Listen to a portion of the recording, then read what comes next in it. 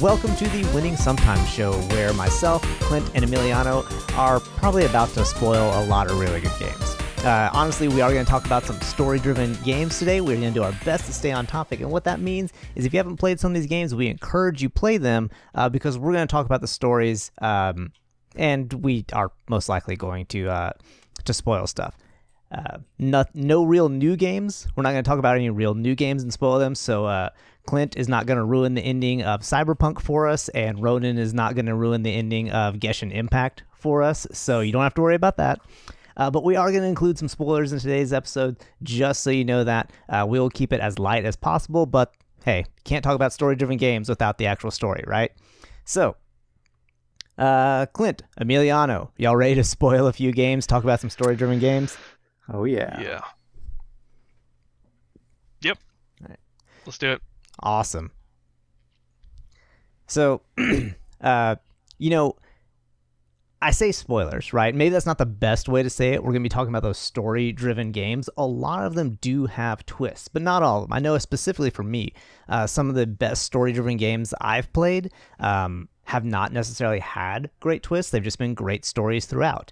It's like, I don't know, I can't even think of like a good book or a movie off the top of my head. I probably should have planned that out, but I didn't.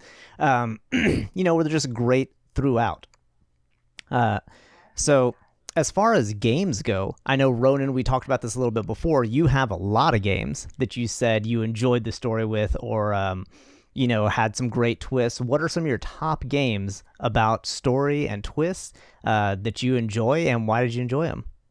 Well, I feel like my top story/twist would be Knights of the Old Republic. Because again, spoilers, at the end of it, like the entire game, you're chasing this bad guy, trying to find where you're trying to find him, right? It's kind of fuzzy because it's been so long, but there's a point in the game where you find out, there's a point in the game where you find out the guy you've been chasing is yourself, that you're him, like with amnesia. So it's just, the point where you find out that you're not the hero you thought you were, that you're actually the bad guy, and kind of, what you do from there. So I when that reveal happened, I remember my jaw dropping, and, I don't remember like a lot of the story. I know one of the side quests was taken from Mandalorian episode.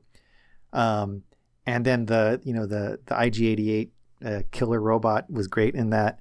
But the key thing that I remember is that you're the bad guy, and that has stuck with me, to this day. There are several games that have these moments that I still fondly recall, even though I may not remember, the everything about them. These key moments in this game, really stuck out with me. Have you guys played Knights of the Old Republic? So, I've played it. Actually, I'll let Clint answer that question because I have a question on after this question. But yeah, Clint, Sure. Go ahead. I did play that game. It was a few years late. It was a few years after it came out. But I had a buddy because I was in high school when I played it. I had a buddy who knew I liked Star Wars. He's like, "Hey, just borrow this Xbox game. It'll be fine." And I didn't even know it existed, and I love Star Wars, so I played it, and it consumed my life. It was one of those games where every hour of the day, week to week, I was thinking about going home and playing that game. I think at least one grade suffered from that. But I did play that, and honestly, I don't remember that game for that twist for some reason. And I'm trying to think what about do you remember it it for? when it happened, I wasn't, oh my gosh, I'm a villain. It's like, no, I'm not a villain. I've made it's a role-playing game. They had their mechanics based off of, behind the scenes D&D calculator. And so even your regular shots, even your laser blast, your blaster pistol, when you shoot it, there's a roll check or a stat check on whether or not your character is actually good with pistols. And that was the first exposure to D&D mechanics I had ever had.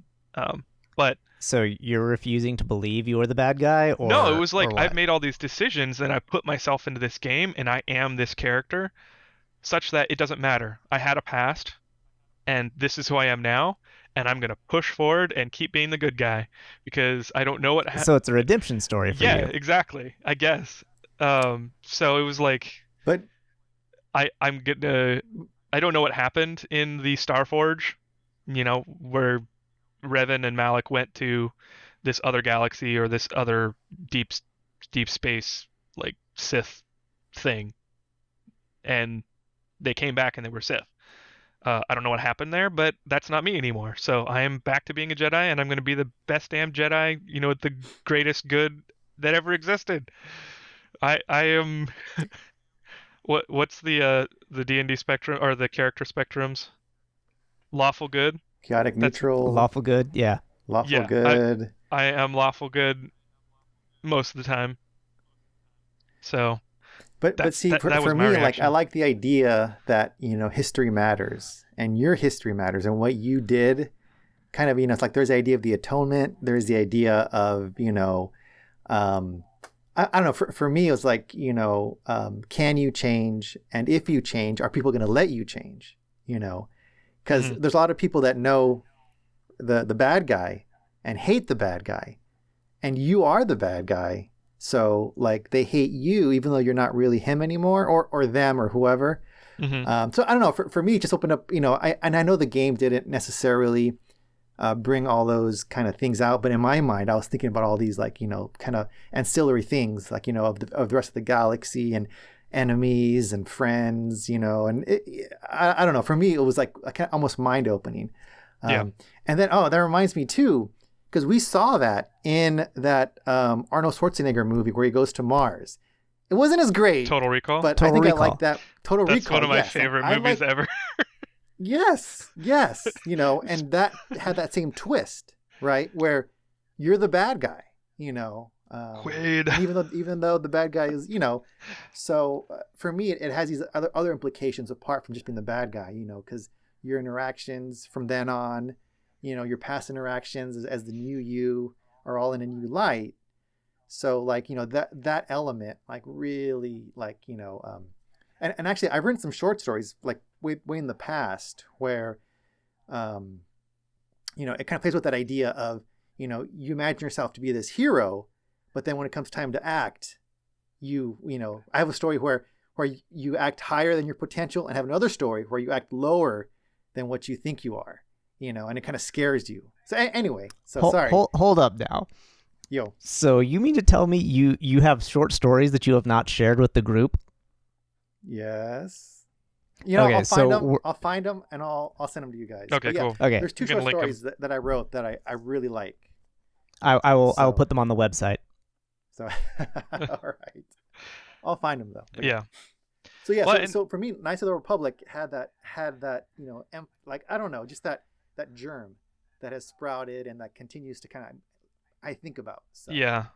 For me, that game really demonstrated the fabric of how I play video games.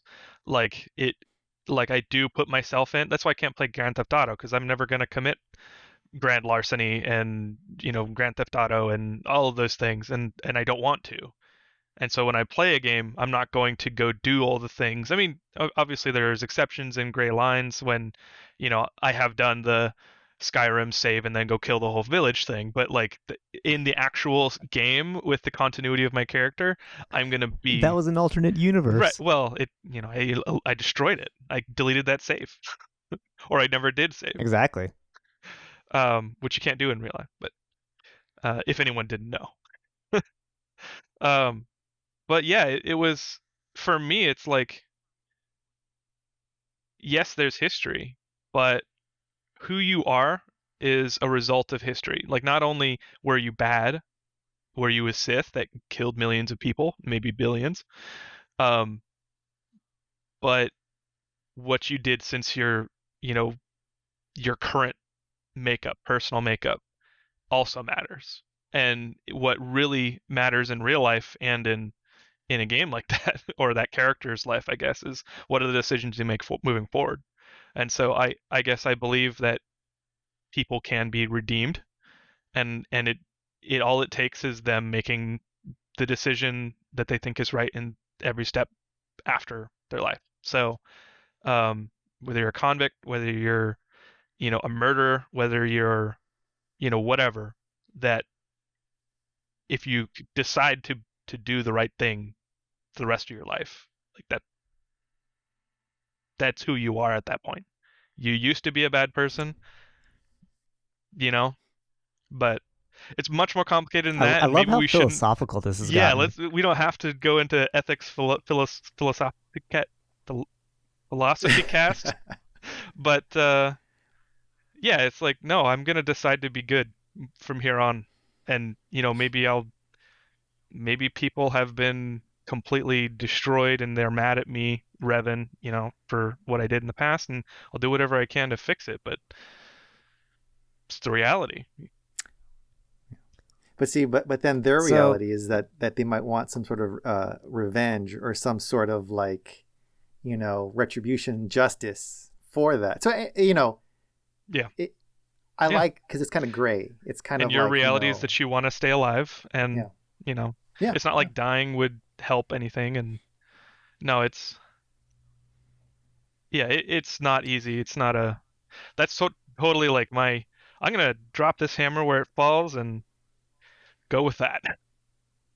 Because what else can you do in reality? Yeah. so I think that's really like y'all's two point of views on that are really interesting. Especially considering how like we all play Destiny and like centrally like there's the crow that's in there who used to be Aldrin Sov who used to Oh yeah. and so Guess it's what I think kind of about cool the like crow. yeah. Well yeah that's like a complete That's true. episode That's on true. how that whole Okay. story arc could Okay. go. Um, but it is kind of cool because I'd never thought about it before that that archetype that story arc there that's the word I'm looking for um, you know, gets played out a lot. And I'd never really thought about it. It's like, oh yeah, like Knights of the Old Republic was kind of the first time I ever saw that, and it was like the first time I got to experience like, oh, my character is the jerk here. Oh, like Reddit, am I the asshole? Like, oh, I was right. Sorry, guys.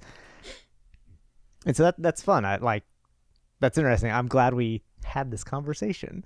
That was a good one. But actually, that leads me to think where is the first example of this kind of trope happening? Because I'm pretty sure it wasn't Knights of the Republic. I'm just maybe I'll look at it offline to see like where this idea came from of like the main character being the main bad guy and not realizing it. So I don't know. It's interesting to me. So I'm sure it's been played out like in literature and movies and things like that, like before. Isn't that Shakespeare? Like, isn't I there can't think of it in Shakespeare? anything that I've read necessarily, but I don't know. Yeah, I don't know. Shakespeare. I don't know. I feel like Shakespeare, the main character always knew who they were. I don't think there was ever an issue of like amnesia or like, like a mastermind being the guy trying to. I don't know, but I want to look into it. I want to look into I it. was just Anyway. We'll have to Google that in Yeah. and post an update. I was throwing that out there Yeah. because I skipped the English class that had Shakespeare in it, so I never read Shakespeare. So on my to-do list, Yeah, please Shakespeare's please hard. don't kill me. Shakespeare. Don't crucify me on Twitter, please. I have opinions on Shakespeare. God, wow. Yes, if this is your first episode that you're tuning into, they're all as like windy as like this one. So strap in. So yeah, I won't go into my opinions on Shakespeare. Video games. Ronan, was there any other big video games that Do you guys want to hop around? that you were story driven twists? Do you want to? Well, I'm looking through my list. Well, we should, but I'm looking through my list, and I feel like a lot of what I have on my list are kind of that same kind of story element where, like you're the good guy, But then are but you? you were the bad guy, yeah. So anyway, but yeah, Crack, how about you bring up something since I don't want to, hog the entire conversation. Sorry. You actually stole like we wrote notes to make sure that we knew what to cover for our lists, and Ronan, you have most of the ones that I would have chosen. But I did put Final Fantasy X on there. The game is now almost 20 years old, so I am going to talk about the major spoiler. So if you It's intend that on playing long? FF10. Oof. I know that a lot of streamers and YouTubers play through it, and it's pretty fun. So if you want to go watch them play that, go do that or go play it yourself. Um, but Final Fantasy X is probably, if not my favorite Final Fantasy game ever, at least in my top two. So, um, yeah, the whole story, the 10,000 foot view of Final Fantasy X is you're this kid, you're cocky, like sports, like professional, in this game called Blitzball, which is, let's just say soccer in a giant sphere of water. Don't ask how they can breathe. Moving on. Um, and there's this big cataclysmic event that sucks him into this, like, basically this wormhole in the sky by this giant, like, whale, and he's like, what the hell? By the way, his dad had died 10 years before. Don't know where no one found his body. And he gets sucked into this new world, this like new dimension that's called Spira. And it's this weird place where magic exists. And apparently his dad had been there 10 years before, magically. And there's this cycle where the whale comes in and destroys things like every couple years. And so they're in a constant state of like low technology. Everyone's afraid of technology. And you're evil if or it's blasphemy if you use technology. Of course, there's like a tribe of people that use technology. Um, but it's super interesting, and there's this whole ritual where magic users, like they're summoners, so actual, I guess they're actual summoners. They summon these magical beasts called aeons. Anyway, summoners will make a journey to Xanarkand, which is the same name of the city where this podunk professional kid came from. Um, and yeah, the summoners go there and they die. They kill themselves. They summon the final, like this final grand summon, and they turn into Sin and they die. Or Wasn't it like a specific dragon or something they summoned? I can't remember what the summon was. Bahamut.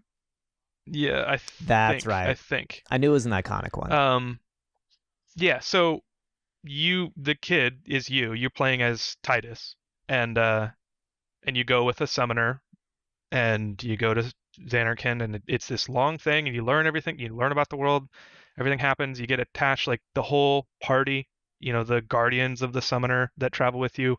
You all love each other, and it's like you grow. Your relationship grows, and you learn more. And Titus falls in love with the summoner, Yuna, and you're like, no, let's not kill you. Like, let's not die. And the whole time, like, everyone has given up to the fact that Yuna's gonna die.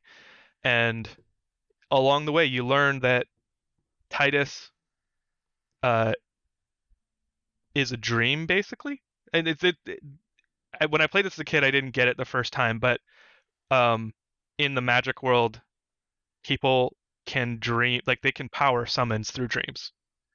And so that's what happened is that there was this big old war hundreds of years ago, and the magician city was losing, and so they all sacrificed themselves to be dreamers, and they dreamed up Sin, and they also dreamed up their city, which was Xanarkand. It was sort of a tribute to like keep it going. It's like keeping the dream going, and they got locked into this, and they're just basically in eternity, stuck in this world of dreaming Sin and Xanarkand. It's like a spiteful ghost type of thing.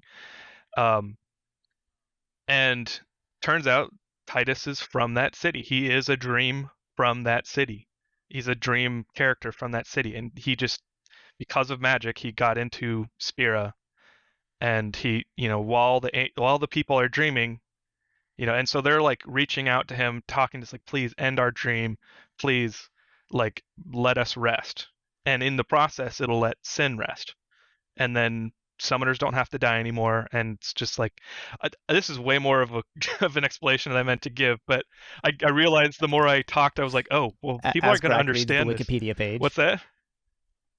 No, it's like you're like reciting the Wikipedia page, but like Yeah, I've played it, so you're absolutely correct. Like you need that background yeah. to kind of halfway understand what's But going the on. thing is, like, I mean, it's a very fun game. It's a turn-based RPG, so if you don't like those where, attack, magic, whatever, then watch them do attack and then, they attack you. And if you don't like that, maybe that won't be your thing and you should watch it. But it's such a fun game. It's so well made. The story is so good. There's so much narrative, both in the world, in, even the accents of the characters. Actually, next to that. The never mind. Just there's like different languages and other things. So it's very cool. I love the game, but finding out that Titus was a dream was like the most earth-shattering. Like it's like what? And then also it means that his character is gonna end. Like if the whole point of the game after you find that out is to end the suffering of hundreds of thousands of of people that used to live in Xanarkand, like obviously, I mean, especially for me, I'm gonna make that choice. Like that's for the greater good. Like you want to end the suffering of Spira and you want to end the suffering of all of the hundreds of thousands of people from Xanarkand. And it's like I have to kill the guy that like I've just grown to love and like, he's a buds and now you want him and Una to get together because this relationship has grown. And it's just like This is just like the wholesome Clint episode. It's like, well, I want to save everyone. Like that's just like like Clint on everything. maybe we need to have a philosophy cast.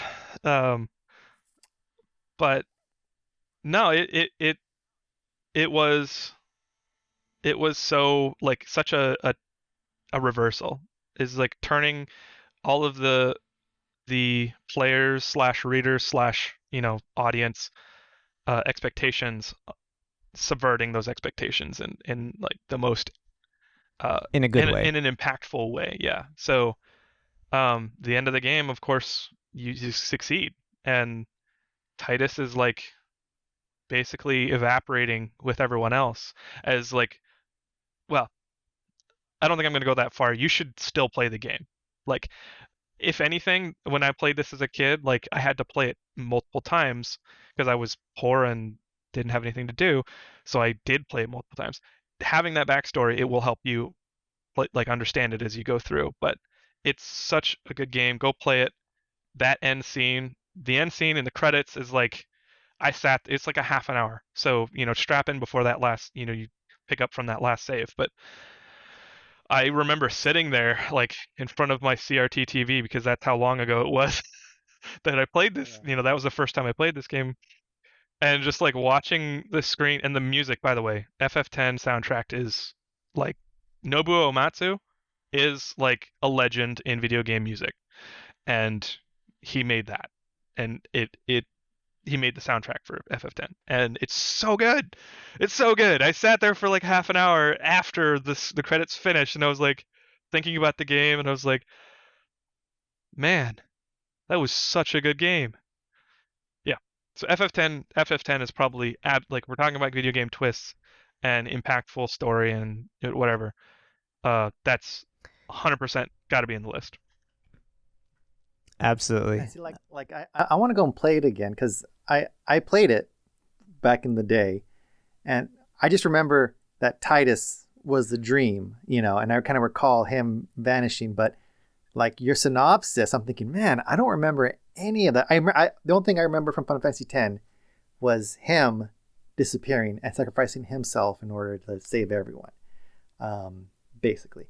So like now I want to go back and play it now that you've kind of given me this great synopsis. I'm like, man, I should play that again. Yeah, So thank you. absolutely. It's worth it. It is probably a 70-hour game. Unless you beat everything. Um, it's actually the game that me and my wife like basically met talking about. Like I heard her talking about FF7 in the high school halls, and I was like, "You play FF or FF10? You play FF10?" She's like, "Yeah." And we were on the same cross country team, so it was like we were talking about that the entire run, and it was like a 10-mile run, and it was like plenty of time to talk about FF10. Did you spoil it for her? Oh, she had beaten it by that point. She's way more hardcore at FF10 than I am. She's gone through. If you know about FF10, she did the Monster Arena. She beat Nestlug. She beat. Yeah, I never did that. I never did that. So there's a lot of replay value too, but nowadays there's no shortage of stuff to play. So I will say, I don't think I finished Final Fantasy X because I want to say I got to like where you're at, and I was just like, I'm done. Like I can't handle this. Like I can't. And like it was one of those things like I just need to walk away or whatever, and like it's like I'll come back in a few days and I'll finish out like the last little bit or whatever, right? And I think I just like walked away and never actually finished it. I mean, I know what happens and everything, but I just like I got frustrated in the middle of it. I was like, I can't do this. Like I can't be like, because I was kind of emotionally invested. I was like, I can't handle this right now. Like, and I don't think I ever actually finished it. I don't blame you. It is a long one, and if you're that invested, yeah, I could totally see that. Well, Matt, what games do you have that are? I actually, well, before we actually get to mine, I have actually a fun fact for any of you out there that watch Datto, like Datto Does Destiny, on YouTube. He got his name from Final Fantasy X because one of the Blitzball players was named Datto. Yep. So there's your little internet trivia. It's not one of the best players, so you can actually play the game Blitzball, like you play it in the process of the game, but then you can go back and actually like play in tournaments and stuff. Like it's a fully realized game, and you can recruit players, and Datto is one of the players you can recruit. Yeah. So there's your little tidbit. But anyways, so for me, I've talked about like I think my best twisty ending kind of thing. I'm not going to talk about because I've spoiled Final Fantasy like 15 like 7 times, even though we've only had 5 episodes. Like I've talked about it so much, so I'm not going to go back into that. But Final Fantasy 15, if you haven't played it, spectacular. The ending isn't even that twisty. You kind of see it coming, but it's still like it's a gut punch. So the game that I'm going to talk about, and I don't even know if I can spoil it, is What Remains of Edith Finch.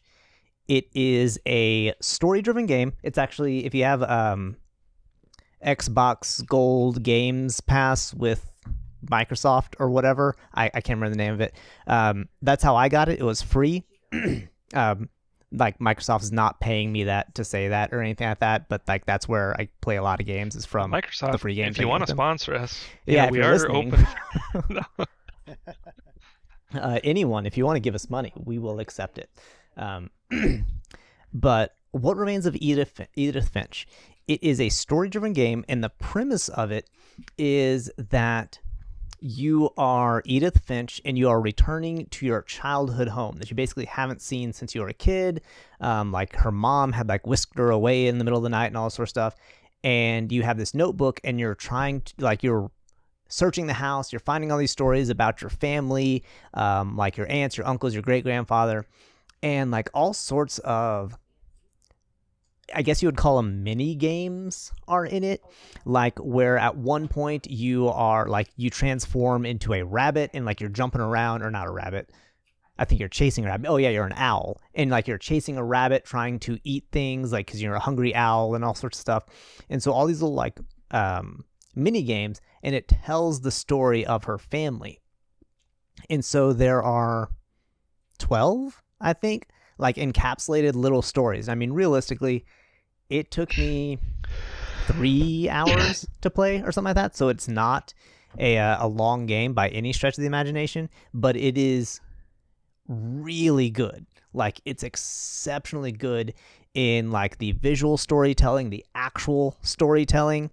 And so I don't even know what I could say to spoil it, because like there's a dozen little stories in there that each one of them is worthwhile, and it paints this picture of this family that has all sorts of, like it touches on like a lot of little subjects, like you know how one of them, like one of the family members, you're like really kind of confident, like, oh, this guy had a severe mental illness or whatever. And so you kind of get some touches on that, and like there's all these other little things. And so if you haven't played it and you have the Xbox Gold. What is it called? I don't even know. Xbox Game Pass. It's Game Pass? Okay. All right, so if you have Game Pass, grab it while you still can. It's free. It's a short game. Spend an afternoon playing it.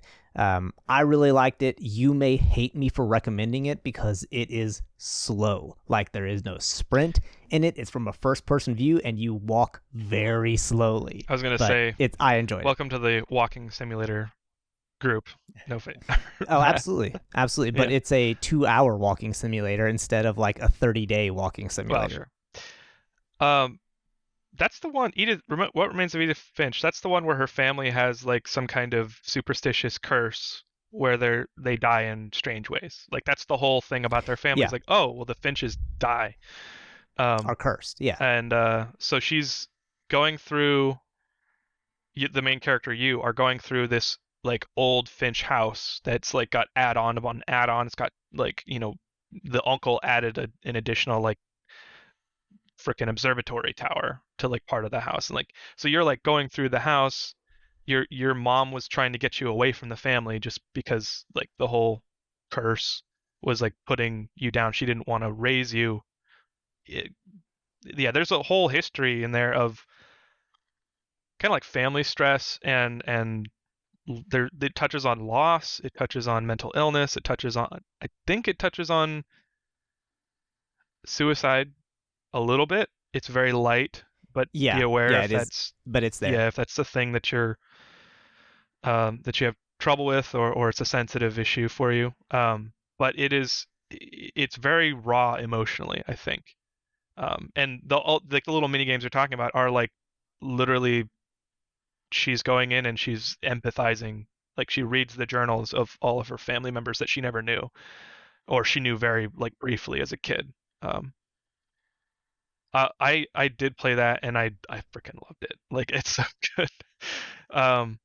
I love how sweet and short it is, and I love how much story there is, like beyond what they tell you in like narrated sections, or the mini games in which you're going through a railed path. What's that, linear path, and you're the owl and you have to kill, get the mouse or whatever. But then you can also explore the house, and the house is so interesting. It's like a Lemony Snicket kind of thing where it's like it's been there a long time. There's little nooks and crannies, and the developers really spent a lot of time like just building that house. It's so good. And the challenge, I will say, for those of you who have not played it and are thinking about picking it up, is to answer the question of the title. What does remain of Edith Finch? So once you finish the game, what's the answer to that question? There is actually a real answer. Like, I'm not just like being a jerk. Yeah. I realize that's in character for me, but no, there's a real answer. So and it's kind of thought provoking. I would love to have conversations without, like, for people who have finished it, like conversations about that game, because I really, really enjoyed it. So I guess like my big game, story driven game, is Final Fantasy 15, and then Edith Finch on top of that. So if we're gonna if I get a multiple choice, I guess, I don't know. Man, I want to play it now too. Like, I haven't played it yet, but you should. Like, I've seen it and I've liked the style. I just haven't had a chance. So yeah, it's not a new game. I want to say it's like 2016, 2017, something like that is when it came out. But it's like, I have a terrible memory for like video game graphics, but it looks like, it still looks pretty good. You can tell it's a stylized kind of art and everything like that, but the visuals are not so outdated as to take away from the experience. So yeah, if visuals bother you, this one is still new enough that the visuals are still going to be solid. But yeah, so no, I'm not. Okay, sorry. I kind of am not gonna go into that. Never mind. I'm not gonna to spoil anything else. I'm not gonna actually spoil something, because something I want to talk about, but we'll talk about it later if necessary. But so those are, I guess, we talked about some like twisty things. Emiliano, like, as far as just pure story, like not necessarily something that has a twist, do you have any game that just like, I don't know, tugged on your heartstrings, just like a super story driven? Because I know you were talking about Knights of the Old Republic with the twist, but I kind of want to know what story really got to you. And I don't know if I've mentioned this before in another podcast, but for me, like this was probably the first game that I played that like had a story that I was invested in. Because I think prior to playing this game, all the other stories just I never really connected with, or there wasn't really a story. But the very first God of War on PlayStation 2, the story of this guy that has his family killed and goes out for revenge. That's the basic story of it. Just really his struggles with his family and trying to honor them, and then on top of that, the Greek mythology was so well told and kind of incorporated with the story and the monsters. I feel like that game, like that is like the first game where I realized that games could be more than just video games. There could be emotion, there could be story, and there could be investment. And that was God of War was the first game. It also had press X to have sex, which was fantastic at the time. But, the story of like, because of betrayal, of love. This show is for mature audiences. Yeah. But yeah, God of War 1, like for me was like, had everything in it, and it really kind of opened my eyes to what video games could be, and I remember like playing that and just that kind of, that really took up a lot of my time. Even after I finished playing it, I wanted to play it again. I started looking up stuff about it. I started looking up Greek mythology stuff. And I feel like I've played every God of War game since that one. They haven't all been as great as that, just the story and everything. But like the new God of War has also been amazing. If you haven't played that one yet either. That's the original Dad of War, right? The Dad of War, yes. Yeah. Yeah. I actually haven't played that. That it's also on my entertainment center downstairs, so no spoilers for that. Oh, it's great. But the original God of War for me was that, it had everything. And gosh, how old was I when I first played it? I don't know. That came out. I have it here, 2005. So the first one came out in 2005. Oh wow, I didn't realize it was that old. I didn't realize 2005 it was on the PlayStation 2. I thought it was like 02. Well, in my notes I had it came out in 05 for I believe for PlayStation. But yeah, that would have been college. So, and I bet that I failed some. No, actually, no, that wasn't college. That was after college. Never mind.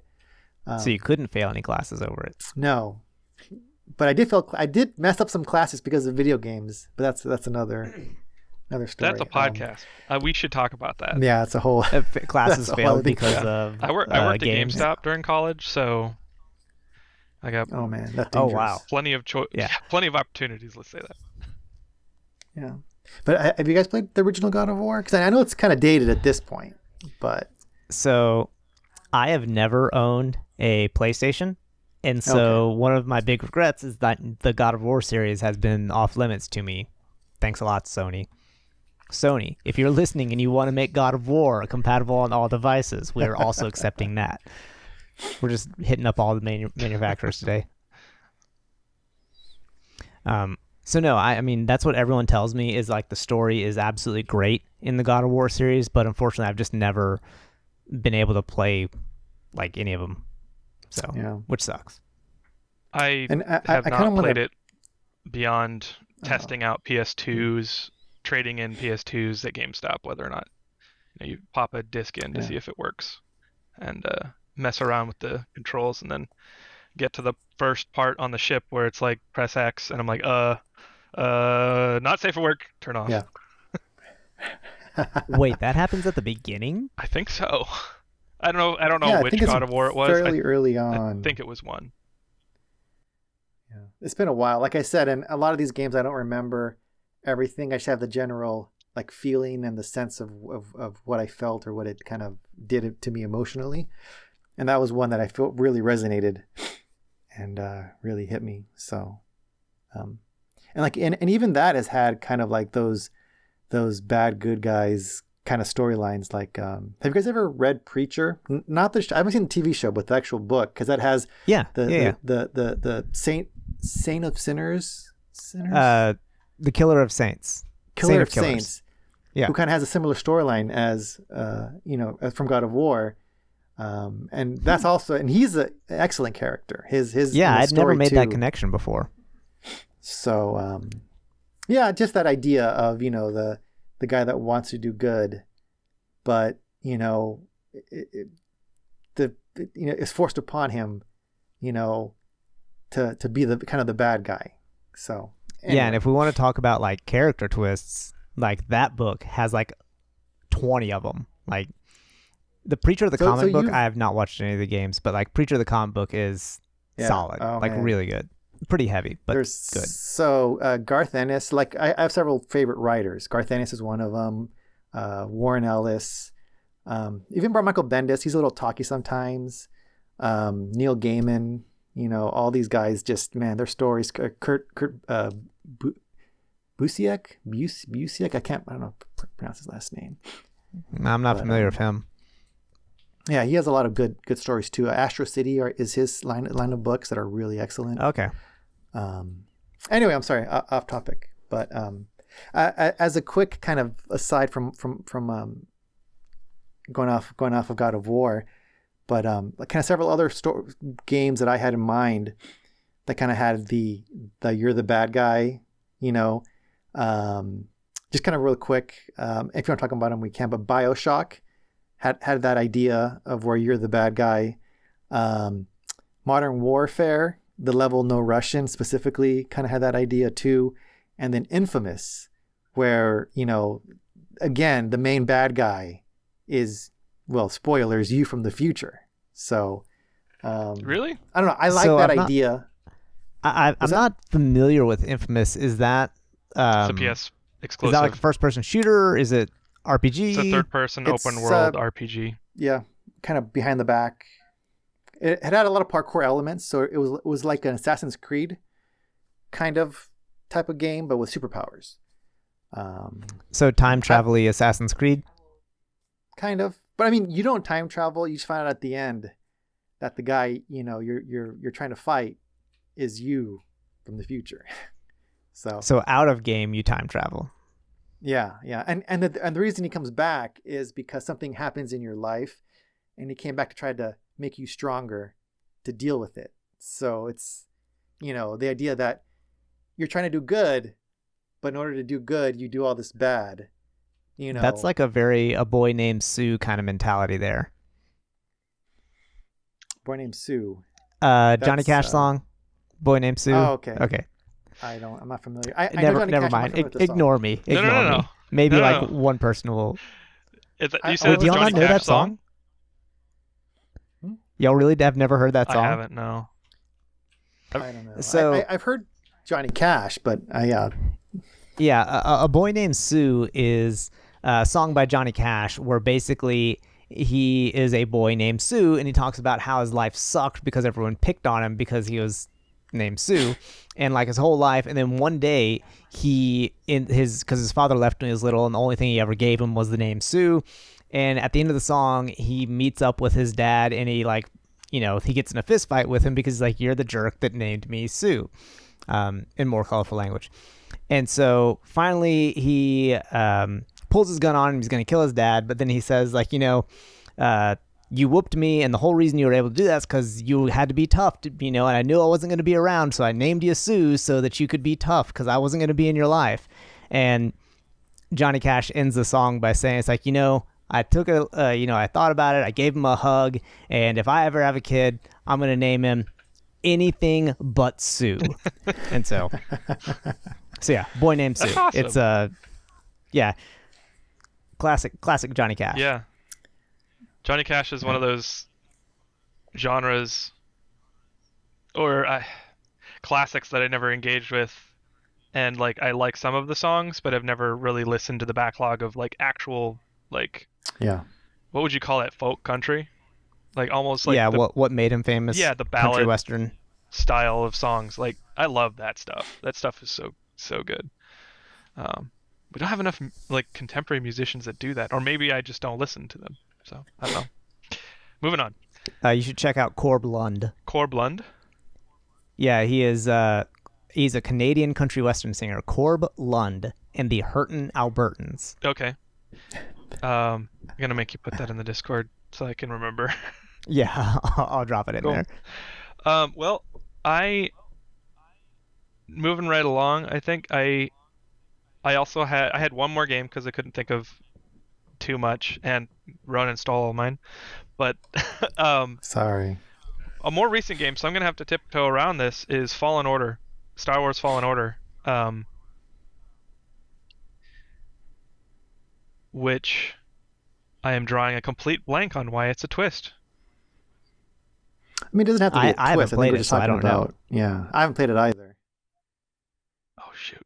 The last Star Wars game I played was the other Star Wars one, where you're. Oh, I remember. I can't Sorry. think of the name. All right, go ahead. Sorry, go ahead. Okay, so if you've been on the internet at all in the last 2 years, you probably know this twist. So this one is probably a legit spoiler. So if you're going to play that game or you plan on it and you haven't seen anything about it, spoiler alert. And I'll probably talk about it for at least 2 minutes. So maybe skip ahead for 2 minutes. But um, so Star Wars Fallen Order, you're the last Jedi, or the last Jedi that you know of. You're a Padawan that survived because your master made sure you survived. I don't want to spoil that either. Play the game, damn it. Um, anyway, you're hiding. You're like a ship scrapper for, 5 years, I think it was, after. So 5 years after Order 66, all the Jedi are dead that you know of. You're completely isolated. The whole thing gave you PTSD, so or the character is cut off from the Force. And so the whole game, that's like perfect place for a player to start. You're fresh, you're new, you have very limited force powers, and as you play, you unlock things and you level up and you get stronger and you can do cooler Jedi things. Well, you're working with a former Jedi to try and find a data pad or holocron. Can't remember what they're called. Yeah, that's, Yeah, it's the A Horcrux? no, it's a holocron is a force data device. So it's like it uses the force to store way more data than is possible with technological means. So it has every single Padawan and force potential. So every force potential child that the Jedi Order knew about at the time of Order 66 is put into this holocron. And so that's, huge. Like you could revive the Jedi if you could find these. And you can also save those kids because if the Empire gets a hold of this data, they're going to go either turn them into Sith or kill them. So you're like working with this Jedi. You're going to this base that is a torture room or like a torture base, like a re-education facility for Jedi that are captured. And Padawans and whatever. And you're trying to free someone. I think. I'm not. I'm fuzzy on that detail. So go play it. But who shows up?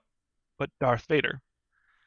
And it like you don't expect it. Like this game is made by EA. I guess part of the surprise for me was the fact that EA, who has owned the exclusive license to build Star Wars games for the last 6-7 years, and they have done F all with it. Like they've made Battlefront, which is a microtransaction mess. They're trying to nickel and dime gamers and Star Wars fans for everything they've got, and they've just done such a shit job at actually building what's their good. Quote? What's that? What's their quote that they said that it gives the gamers a sense of sense of Satisfaction? satisfaction. Pride and No. accomplishment. Yes. Pride and accomplishment. There you go. Sense of pride and accomplishment. That's their line for Right. microtransactions To- and loot to- crates and crap. Yes, to do literally more menial work in a video game to get your next level up than the most menial job you can think of. Anyway, I don't want to disparage any jobs out there. Um, yeah, so you don't expect EA to make a game that's one connected with any like major Star Wars characters or lore, and then you don't expect them to do a good job. So when you're playing this, and Fallen Order for me is such like it was such a freaking work of love. Like these developers love Star Wars. They're doing it justice. They're respecting the new trilogy and the new Disney crap. I'll stop there. But they're like invoking all of the old like lore about Star Wars expanded universe. They're nodding to a lot of stuff. And then you're going through this and it feels just like old Star Wars games where you actually feel like you're a Jedi or what you're supposed to be, a Padawan who has no trainer. And you're figuring things out, you're having force visions, you're doing all this cool stuff that's like, this is Star Wars. This is actually Star Wars. And then you forget about the fact that I don't know where I was going with that, but you get to the place and you're at the peak, the very peak of action in the story. You're what is that, Act 3 or Act 4, and all the shit's going down, and then you meet Darth Vader, which if you've watched Rogue One, it's a similar thing, but they kind of threw it in there as fan service. Not to say that scene wasn't great, if you know what I'm talking about, where Darth Vader appears in the ship, and it's the same thing as the beginning of Star Wars, where Vader walks into through the mist and is talking with the stormtroopers. But this time, Darth Vader's actually kicking ass, and he's like killing all of the rebels in Rogue One. It was the same kind of thing, but not only are you this character that you've been playing for the last 40 hours, and you care about everything, but you're going against Darth Vader. It's a game, so you actually have to do it. And it's like, what do you do but run? Darth Vader's the most powerful Jedi, like Force being in the universe at the moment, or the known universe at the moment. It was like, as a Star Wars fan and an expanded universe fan and just a kid who loves Star Wars, like that was such a great moment. And I was like, I'm running as fast as I can. It's like the game just put me right in that moment, and I felt like a mouse in a field with a 50-foot tall owl, and I'm like, to draw on past imagery. Right. It was just so good. And yeah, go play that game. It's my favorite Star Wars game in the last 15 years, probably, for sure. So I want to play it. What I'm hearing here is that the twist was that it's an EA game that wasn't a microtransaction hellhole. Maybe that's why I should have thought about this one a little before I added it to the list. But yeah, at least what happens in the scene in the sequence where you're running from him, like, it's still impactful with the story. Like it's such a well-designed twist. So it's after a boss battle play too. Force So like you're like, Unleashed by any chance? your heart's pumping with adrenaline from beating that boss. It was not easy. And it's like, well, what else could go worse? Well, Darth Vader's here now. Surprise, motherfuckers. Hey, Clint, did you play Star Wars Force Unleashed by any chance? I did. How would you say it compares to this? Because I remember liking the first Force Unleashed. I never played number 2. Yeah, I did play the first Force Unleashed. I don't know if I beat it though. I definitely read like Wikipedia and watched, some spoilers and stuff for the lore, but I don't remember why I didn't really, kick off with the game. Either I think actually Minecraft might have been taking over my life at that point, and I just wanted to play Minecraft with my friends. But how does it compare? I'm just wondering because I haven't played Fallen Order yet, and I want to. Like gameplay wise or story wise? Both. Okay. Just Gameplay wise, your it's thoughts. much tighter. I will say I talked about this in my Games of 2019 video um, last year that if you don't understand that there's no like action cancellation, so as soon as you press attack, he goes through the full motion of swinging the saber, um, Oh. and you can't do anything until like you can run kind of, but you can't do anything until he finishes that swing. So if you realize that every button you press, like you can't button mash, like you will have a Yeah. hard time. And I didn't realize that the controls were really tight in that, if I'm literally swinging a sword, that I can stop swinging it or stop pushing it in the middle. Whatever, I'm ranting about that mechanic. But as soon as you understood that that mechanic exists, like it's a lot easier. And you can actually figure out that you have to time your actions, like yeah. So that made it a lot easier, and but I was struggling until then because it gets harder and harder as you go. And if you don't understand that, and I was ranting to my buddy a bunch, like, "Oh, this game, I really love it, but it sucks. I hate this." I actually remember those rants. Yeah. Like I remember you talking about that. I was like, "Oh, how's that going?" Like, "Oh," I was like, well, "I'm sorry." Well, it got better because I got good, or a little better at least. Get good, bro. Yeah. But I also was playing on Jedi Master difficulty, which is like hard. I think there's easy, normal, and hard. It was the middle. It was the middle. Don't give me that. Don't give me that look. I know. I'm It like, was the middle oh, So I difficulty. hate Cuphead, but I tried to beat it on the hardest difficulty. It was one up from from normal. So Sure. it's on me. Okay, I get that. It's on me that I made life difficult for myself, but you couldn't change it. I don't think. That might be an well, excuse. when you play I don't God know of if you could War, change it halfway through. try it on normal first, because that takes some getting used to as well. Its combat system. So Yeah. FYI. I think, well, Force Unleashed was ridiculous. Like they just took everything and turned the dials up to 11. On lore, story, this podunk guy that is literally stronger than Luke Skywalker, who's supposed to be like the fulfillment of the entire Star Wars prophecy, which I guess is debatable if it exists, but that's a Star Wars thing. Moving on from that. It was just a fun game and had cool powers. Yeah. Speaking of I've never played Microsoft- any Star Wars games really. Yeah, but speaking of Microsoft, I think Force Unleashed is on Game Pass right now because of the EA deal with Microsoft. Oh yeah, EA I Play believe. is on Yeah. Game Pass, So which is pretty cool. Microsoft, if you're hearing this, sponsor us. Good work. Does Microsoft even sponsor like content? I don't think so. I Yeah. don't think they do. I don't Yeah. think they do. Or if they do, it's no one I've ever seen. So. Right. That's it. So Microsoft we just need to doesn't be the sponsor first. content makers. That's why we're not getting sponsored by Microsoft. Yeah, that's totally it. That's totally it.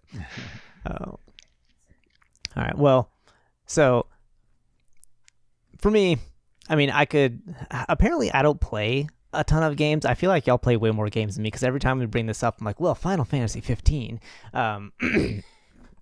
But we're going to go ahead and wrap it up here. So remember, thanks for tuning in, everybody. We appreciate everybody who listens, especially if you made it this far into our show. As we spoil all the games for you, that's what we're here for. You're welcome. But remember, you can always catch us. We have a website. It's winningsometimes.com. All of our links to social media, all the links to the videos that we put on YouTube. I couldn't think of the word YouTube. We put them on YouTube. We put them on Spotify. All the links to that are on the website. We are also on Twitter at W Sometimes Show, or at W Sometimes Show. I don't know, like whatever. You know what I'm saying. And we occasionally stream on Twitch, which we really need to get on that more. We need to make sure that Ronan gets into a Minecraft server, and we teach him how to Minecraft. But again, we do appreciate everybody tuning in, and stay tuned for episode 6, which will be out at some point in a couple weeks, something like that, a week, I don't know. All right, thanks for tuning in, everybody, and we will catch y'all next time. Bye. Bye.